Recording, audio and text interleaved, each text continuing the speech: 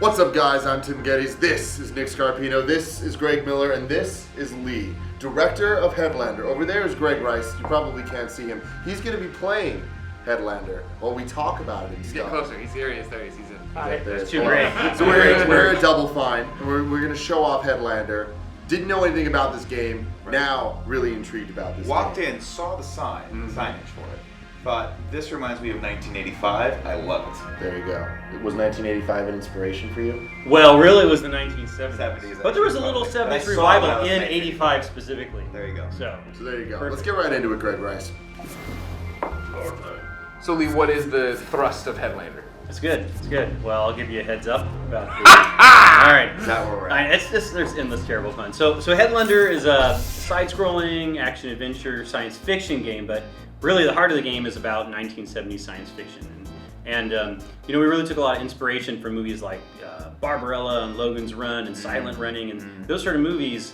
And, so the game is really about the last living human organic being in the galaxy, but you're just ahead. Oh, great. Yeah, you're just ahead, but you wake up in this world that's all automation. So all of humanity has left their organic bodies and instead inhabit robotic imposters, and the whole world is governed by an evil computer intelligence. Just like everything in the 1970s. Computers are evil. Like in the 70s we knew computers and robots were evil. I think we kind of forgot that. We have, yes. We've given them too much power, for sure. And so we're going to play through a segment that's not the start of the game, but a little ways into the game. And in this segment, you've got past the sort of early tutorials and learned your basic controls, and you've escaped a ship and crash landed into a giant space station called the Pleasure Port. And in the Pleasure Port, This is my game. I was going to say, this is for the two guys who are both loving sex stuff. This is great. This is really great. Well, that's what makes 70s science fiction so great. Is it just really couldn't escape the era it was made in. That's good. Yeah. And so we really there's just something really charming about that like naive take on technology, but also this really interesting like utopian glaze on an actual dystopian world. So Camera's cool. I like the motion movement. yeah, so this is you flying your head around, which is kind of since you're just ahead, you actually have a special helmet, and the helmet lets you thrust around the world. And in his case, he's sort of collecting some energy here, which drives our upgrade system. But the character is constantly talked to by a friendly voice in the helmet named Earl. And you haven't really met Earl yet, so you don't really know what's going on. Your character doesn't have any lungs, so he can't ask questions. So is your character understanding of the fact that he's just ahead? Yes. Like, did he just wake up and be like, "Where's my body at?" Or did he know this is So again, because the character can't pose specific questions, it's left a little bit of a mystery in the player's mind exactly what the character does or doesn't know.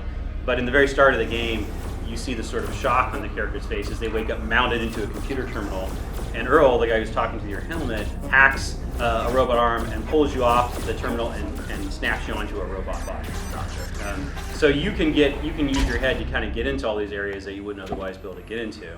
And now you're meeting the citizens for the first time. And these citizens are tripping out to one of our pleasure rooms. This is called the Venus apparatus. And so they're really like kind of zoned out, admiring the holograph here. But you can vacuum their heads off and take control of their bodies. And that's something you can do to anyone in the game.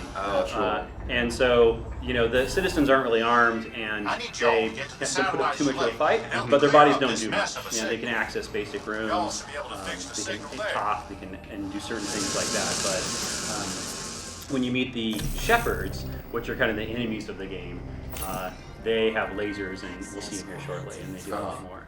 So this is the Pleasure Port. How many times did you guys watch Logan's Run before you made this game? Quite a few. I have quite an extensive library of 70s science fiction that we all watch. Like we watch them one a week. This is the Fonlarium. Nice. And if you can dance too throughout the game. We have a lot of unique dancing in the game. Yeah, he's putting it down. Yeah. So the interesting thing is because you're constantly switching bodies, each body can do things a little differently. You move slightly differently. In this case, you just have different dances. If you talk to other individuals, they'll respond to you differently based on the body you have. So you can kind of like weave a little bit more, like what's going on in the backstory. Yeah, if I'm not mistaken, we're in the Boob Tubery. We're in the Boob Tubery, yeah. I'm familiar with this specific room in an establishment. Yeah. You're a big fan of the Boob Tubery. Well, I've been to many Boob Tuberies. Okay. So this is where you like. This is supposed to be a pleasure thing, right? But these citizens are just zoned out. They're just like, just sitting there staring at these psychedelic patterns, or in the Fondlarium, they're in robot bodies that actually can't feel, but they're rubbing themselves on shag carpet. And so what you learn, nice little friction, static science friction. Yeah. So All right. Science friction. I like Everybody. you. My type of Thanks person for here. joining us, ladies and gentlemen. All right, so wait, he's taking the he took the the head off body of Mappy. So Mappy's kind of like a walking directory sign, and so he's super annoying. Voiced by Richard Horvitz, Raz from Psychonauts. Oh, cool. But if you land into him, you can extract his data, and your mini scan, your mini map system gets updated with nice. rooms and like maybe some power-ups and secrets and side missions that you haven't yet encountered. I'm assuming you have that the whole time, not just when you leave Mappy. That's right. Okay. Yeah. So you kind of download the data. Great. What winds up happening over the course of the game is as you experience things or dock with certain terminals or collect certain types of energy, your synaptic connections grow stronger at the helmet, and so the player is able to do more things with the helmet. So, Now, when we were setting up the camera, everybody kept talking about Metroidvania, and that it's a Metroidvania game. Nick is a huge Metroidvania fan. Like, is that, is the map part of that, and pulling it in, seeing sections you missed before, but not knowing how to open that door? Yeah, absolutely. So, one of the things that we have going on here that is similar to that style of game is that we have, so far we've only seen citizens, but each body has a security clearance, and it starts at gray. Below that, and you see the little thing in the lower right there, that will go up or down based on when you're in a body. It's security, so you start out red, then it goes orange, yellow, green, blue, violet, and those open doors of the same color throughout there. When you are talking about like a shepherd, that also indicates the color of their laser, and that for how many times it bounces. So red lasers bounce once, orange bounce twice, yellow 3, green 4. So the combat intensifies as you can bounce lasers around the environment, and you also use that laser ability to solve puzzles, because you have things like doors that will open for bodies or lasers, but won't open just for your head. Yeah. But bodies can't move vertically, but your head can and go through 2 ways. So you're kind of constantly switching between head mode and body mode. They each have different advantages, and that's so that ties a bit into the Metroid in terms of like that door progression. And then we also have. Have you shown them the upgrade system? Do your job, Greg. I was waiting for you. So, you will find things like there's a continuous laser beam, and if you were to fly your head in that, it'd destroy you. So you're seeing this sort of soft gating stuff here that you can't get by. Your helmet will get abilities that allow you to kind of get by those things. And you have certain abilities that are given to you. So in the beginning of the game, you got the ability to vacuum off heads, which you've shown you. But we're going to get another one here soon. So yeah. So some of these are there's a lot of head sucking in the game. Good. Yep. And you. Like it's too easy. Yeah, that's it. The game is kind of built for it. I love it. So here's kind of like the upgrade tree, and you see that we have this. One of the branches has been unlocked, which is this sort of pink branch here, which we have vacuum drive, and there are these other upgrades that you can start to access as you buy their things in the branch. And so he bought melee power, which then opens up some additional pluses that modify it, and he could buy the next thing in the chain. So we have these sort of branch level upgrades that are given to you for fundamental abilities, but then the player has a lot of ability to customize kind of the stuff they're interested in. So the interesting thing about the game we found when playtesting is that some people really wanted to hold on to bodies. They really didn't want to let a body go. They're just used to keeping their body alive. But really, you only die when your head dies. Bodies are almost just tools. So if you're the type of player who likes bodies, you can increase its melee power, get damage resistance, beef it up in other ways. But if you like to fly around the helmet, you can get shielding for your helmet. You can increase your boost. You can actually get the ability to make bombs from things you've sucked into your vacuum drive. So you kind of have a lot of difference there in how you approach the game. I like how every room the camera is slightly different. It's not, sometimes it'll be just a 2D thing, so there's more 2.5 coming at you or whatever. It's Metroidvania, very shadow complex in a lot of ways too. But I like also that the head mode is fast. Usually you don't get to speed around until later in a Metroidvania style game. But I like that the two different modes are very different gameplay. One's a bit more bullet helly. Yeah, and it very much gets that way in the later game, especially because you can imagine when you're fighting enemies that have, say, purple lasers, they're bouncing 6 times off the environment every time they fire, and they're using quad lasers or 8 fractal lasers, and patterns are going everywhere. So you get very much a bullet hell feeling later on. And the interesting thing about, so we have a cover system as well, again, for, that lets you kind of dodge some of these lasers here.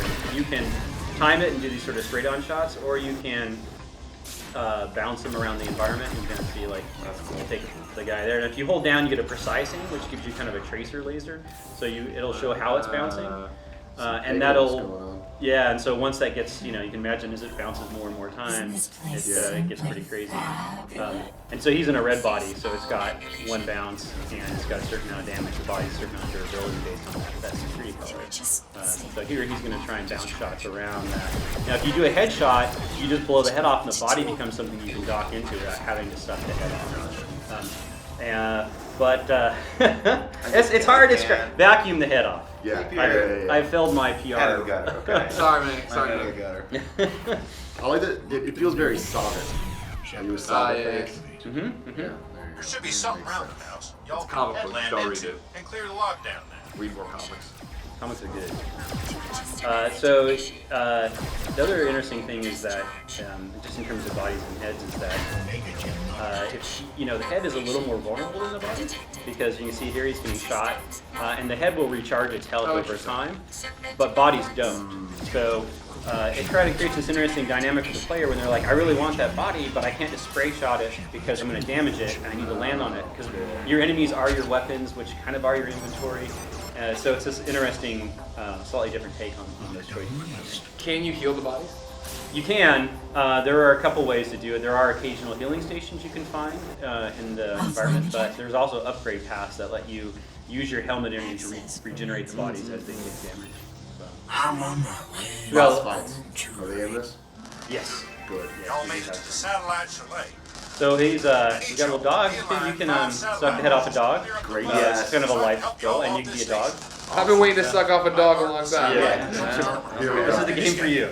Got us in jail. So what can the dog do? Is that just more of a cutesy thing, or does it have skills? It's kind of a combination of things. So we do have a lot of things that are just kind of goofy fun that you can headland onto. And Don't say. Can you get on that snowman? Yes, you can. But there are also, if you look in the environment, getting back to sort of the MetroidVania. I was gonna say, there was a little hole I saw earlier, right? In one of the other parts of the There level. are lots of little holes in this game as well, Good. and some of them you can fit into.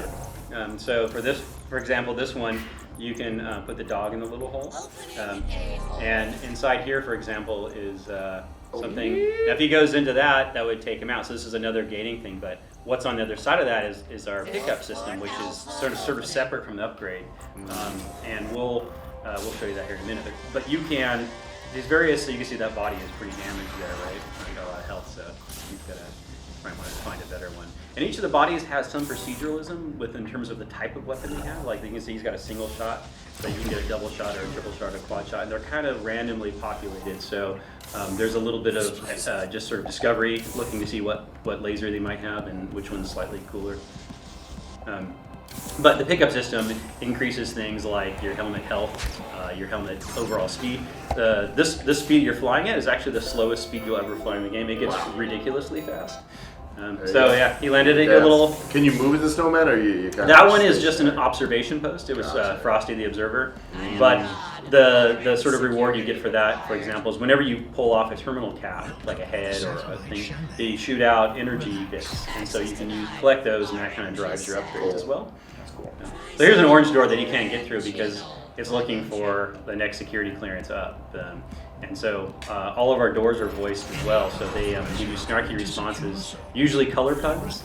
So if you try and get into... I really like it. My type of dude. So here's a body healing station, for example. Oh, okay. So you can go here and activate, he's fully healthy. And like that, you could try that laser out. So he's got a single now, but like that other one in there looks like it might have something else. So you can see it's got 2 lines of patrol red double. So now they're right on top of each other, so it's like a really powerful double shot. So this is another one of our gangs. So we're going to show you one other upgrade here. He can't get past this laser beam. We saw what happened when we tried earlier. But occasionally you find these. You do a lot of head snaps. Yeah. This is one of our trans fiber nodes. These ridiculous names for science fiction names for everything. Looks like a dick. There are. It does look a little like a dick. A few phallic objects. I feel so bad for this head. Yeah, the head. He looks so sad. He doesn't want to do this. We have different player character heads you can choose, and so this is the I'm too old for this shit head. Gotcha. Yeah, so we thought it'd be cool to have like a 65-year-old character in the game. You don't see this, and the fact that he's stuffed in this helmet, being knocked around the environment and shot at by robots makes it. There we go. So he got a bounce shield upgrade, and so what the bounce shield lets you do is it lets you get past these continuous beams, but it also bounces enemy shots back at them. So you can use it you can use it to protect yourself, to make your head a little less vulnerable. Is that only when you're in head mode? That's right. Okay. And you can, if you're really good with it, you can get an enemy to actually bounce a shot and shoot their own head off. Nice. Takes a little bit of skill for that. Let's see if Now Greg you can pull just it off. counted me. Come on, Greg. Oh, he's got a triple split. Impress Cool. us. Good luck. Good luck. So you Close. see his energy. He got an energy Oh, bar yeah, added yeah, all of a yeah. sudden. So his energy, every time he takes a shot, his energy goes down, and that's something else that you can use pickups to upgrade. So he's getting the enemy to shoot himself. But all right, so he found a hidden weapon. Hell! Oh wow. That's a buckshot. So he found a little deer. We're in the satellite chalet, which is a weird mix of like a 70s ski lodge and a satellite transmission area. Because why not? Sure. And so yeah, we've got some deer heads that are like observers by the the computer uses them as observation posts. And then you get into rooms like this that you could get by a lot of these without the bounce shield, but it's really gets increasingly difficult to do so without that shield. And again, if you aim these things just right, you can actually get them to shoot themselves. Greg can't, but other people could. There you go. Challenge accepted. How do you activate the shield? It's just right stick, so he rotates around Oh, the nice. wedge. And we have like there's upgrades for that as well. So we have like a mirrored one where you get it on both sides, and that'll let you get through like double sides. And you can see we have a new branch unlocked there as well. And again, as you buy those nodes, other new nodes pop off them, so it's grows over time. And we have some Uber upgrades there on the edge that require you to kind of buy down the chain on both sides that touch it. Gotcha. Cool. This is awesome. Yeah, this is great. So when's it coming out? What are we saying now, Greg? Late July. Very soon. Very soon. What platforms are we talking? PS4 and PC. Yeah, it's PS4 and PC Mac. Cool. Yeah. Very, very cool. Ladies and gentlemen, this is Headlander. Thank you very much. Yeah, It's great all the time. You should stay here, youtube.com/kindoffunnygames all week. There's going to be E3 goodness. You're going to want to see it all. It's definitely the way to get ahead in life. Yeah. Nice. Sex puns. That's That one. wasn't even a sex Go. pun. I know, bad but I'm rip saying off sex puns.